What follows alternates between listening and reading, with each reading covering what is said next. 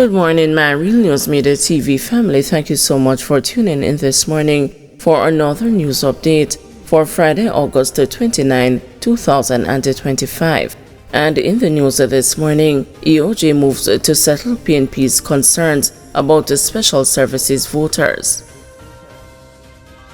The Electoral Office of Jamaica has sought to allay fears raised by the People's National Party about today's vote by members of the security forces and election day workers.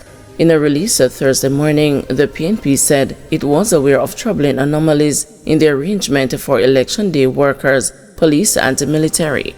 The party has received reports that a number of police officers assigned to non-geographic formations such as chaplaincy, transnational crime and the narcotics division, and the National Intelligence Bureau have had their polling stations changed to Kingston, despite having previously voted in rural parishes across the island for their entire careers, said the PNP in the release, which directed questions to its spokesman on national security, Peter Bunting. This arrangement means that officers who have consistently voted in places like South St. James, South Manchester and other constituencies must now travel to Kingston in order to exercise their constitutional right. Many are unaware of this change, and the failure to travel could result in their disenfranchisement, the party said. The PNP finds this deeply concerning. Those who risk their lives daily to serve and to protect should not face unnecessary obstacles to cast their vote. We urge the Electoral Office of Jamaica and the JCF to clarify the situation immediately, ensure that affected personnel are properly informed, and implement measures to prevent disenfranchisement, added the PNP in its release. The party said the integrity of Jamaica's electoral system must be safeguarded at all times, and it stands firmly in defense of free, fair and accessible elections where every eligible voter has a fair chance to participate without confusion, inconvenience, or undue hardship. But the EOJ in its release said the police and military electors are assigned to their voting location based on information it received from the JCF High Command and the Jamaica Defense Force. According to the EOJ, that information was used to determine where officers are placed to vote today. Prior to the announcement of the election, police and military officers were advised through the media and other channels to check the voters' list to ensure they are assigned to the correct location, the EOJ added.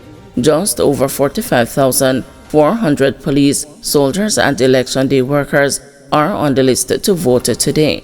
This includes 12,793 police electors, 5,126 military electors, and 27,536 election day workers who will mark their ballots at 215 locations. The list of polling locations includes schools, churches, police stations, community centers, and military bases. 10 polling locations with 38 polling stations have been assigned for members of the military to vote, 21 locations with 92 polling stations for the police, and 184 locations with 197 polling locations for election day workers. In 2016, 53%, 5,322 of the 10,041 members of the JCF on the voters list took the opportunity to vote. However, only 930, 36% of the 2,569 soldiers registered to vote actually cast ballots. In the 2020 general election conducted during the COVID-19 pandemic, the numbers fell even more, with only 4,849 of 11,512, 42% of the police registered to vote, casting their ballots, and just 982 of the 4,181, 23% soldiers on the voters list exercising their franchise. Election day workers usually record more than 60% of the people registered to vote for general elections in Jamaica. Man gunned down in Britain in Portmore identified. The police have identified the man who was gunned down along the main road in Britain, Portmore, St. Catherine yesterday morning. He is 43-year-old David Livermore of Mary Avenue, St. Andrew. No motive has been established for the killing. Reports are that around 4:02 a.m., residents heard explosions in the area and called the police. When they arrived, Livermore was found lying face down and bleeding from what appeared to be gunshot wounds to his upper body. Several 9mm spent shell casings were found at the scene, which was processed by the police. A knapsack in his possession, which contained his identification, was discovered and seized. The Portmore Criminal Investigation Branch is probing the matter. JTA gets improved wage offer from government. The government has improved its offer to the Jamaica Teachers Association for the first year, putting a 2% increase on the table.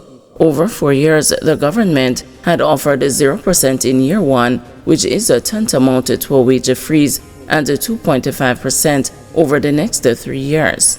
The news has been reliably informed that JTA officials met on Thursday with the Minister of Finance, during which the improved offer was made. JTA President Mark Malabver confirmed that the government has improved its offer. However, he said the percentage increase would not be disclosed until the union receives the offer in writing. Members of the JTA had previously described as disrespectful the 0% offer for the first year that the Minister of Finance had placed on the table. The JTA said it had summoned its action committee and warned that normality could not be guaranteed if the government's offer was not revised. Malabver told the news that based on Thursday's discussions, the ministry also gave commitments to address other aspects of the claim submitted by the JTA. 2 of 3 men held in major Ganja bust granted $1 million bail.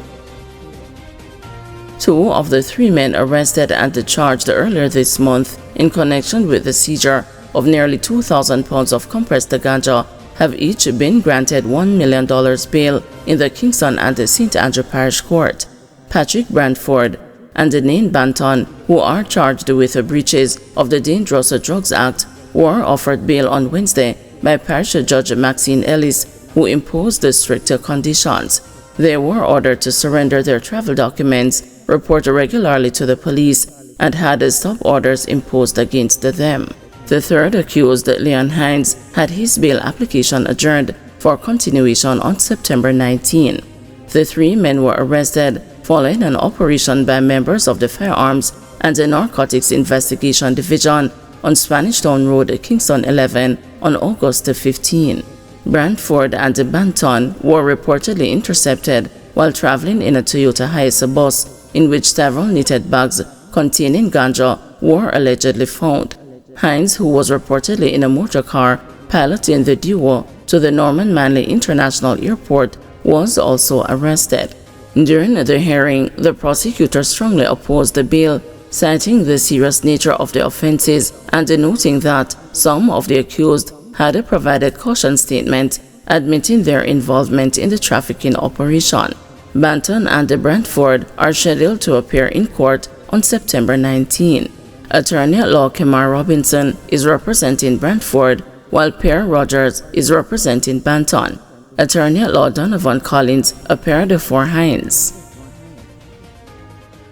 12-year-old boy among 3 detained after rifle seized in Portmore. 3 members of a family, including a 12-year-old boy, are in custody and are to be questioned in relation to the seizure of a rifle and ammunition in Portmore Pines, St. Catherine on Thursday morning. The police say the target of the operation, said to be a member of the umbrella gang that operates in Newlands, Portmore, as one of the 3 people in custody. It is reported that a team of officers from the Specialized Operations Criminal Investigations Unit conducted a raid at a house in Portmore Pines where a multi-caliber rifle along with ammunition was found on the veranda. Investigators say they expected to lay charges in the matter. Guys, thanks for watching. Please join us this afternoon at 2 p.m. for another news update.